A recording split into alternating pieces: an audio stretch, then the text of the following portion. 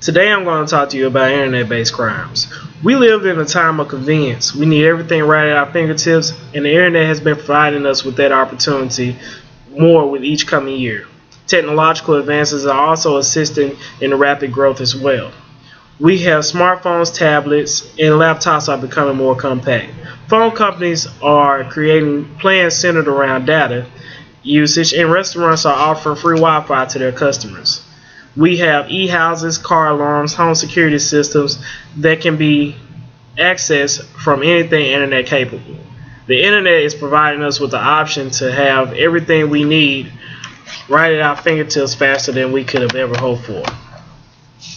With all these new conveniences presenting themselves, we also have to consider how vulnerable our personal information has become. The technological advances are bringing about new dangers for internet-based crimes. I've been very much into new technology since I was in high school, and I've read and studied about cyber crimes for the past 5 years. So what do we need to know? First, we need to be aware of what dangers are present in our day-to-day lives. We need to know how to protect ourselves from the dangers, and we also need to know where we're headed. What future concepts and conveniences are being developed, and what threats could possibly present themselves in the future. Since the World Wide Web was created in 1991, it has grown rapidly. The first web browser was created just 2 years later, and by 1996, some 45 million people were using the web. This growth did not stop there. It has continued with rapid advancements, and technology has assisted greatly in its growth. With websites offering security over personal information, we tend to become comfortable, and we tend to feel at ease with submitting our payment information online without regards to what possible threats there could be. In November of 2013, Target became victim to hackers, which resulted in 40 million stolen credit card numbers and 70 million address and phone numbers being stolen. This was the largest retail hack in U.S. history. On March 13, 2014, Bloomberg Business released an article on the events that took place. They stated that 6 months earlier, the company had began installing a $1.6 million malware detection tool made by the computer security firm FireEye, whose customers include the CIA and the Pentagon. This sounds comforting, although malware ended up being the exact software used to steal all the information from the servers.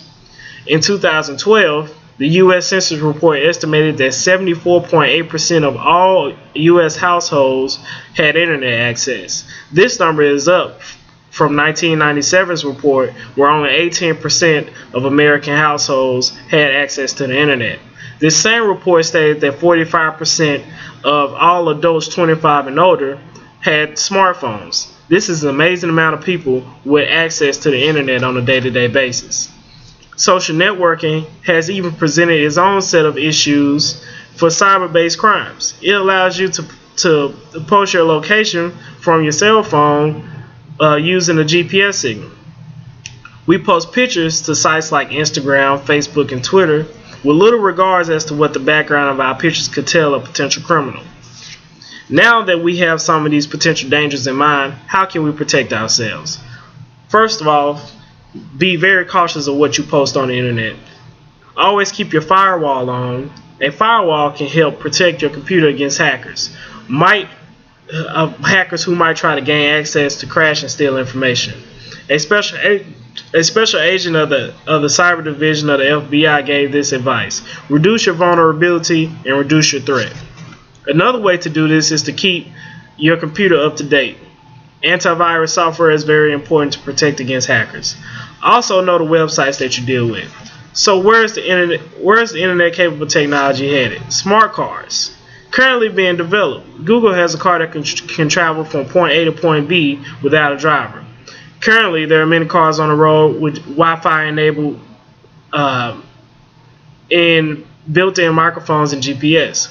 We are placing ourselves in a position to have our every move followed and every word heard by people with capabilities to hack. In conclusion, we must remember that although the internet has and will continue to bring about great conveniences. We must continue to educate ourselves on ways to stay protected against new threats. We must also stay mindful and not get complacent in our day-to-day lives. Our knowledge of old, current, and emerging threats must be put into action for full protection. Thank you.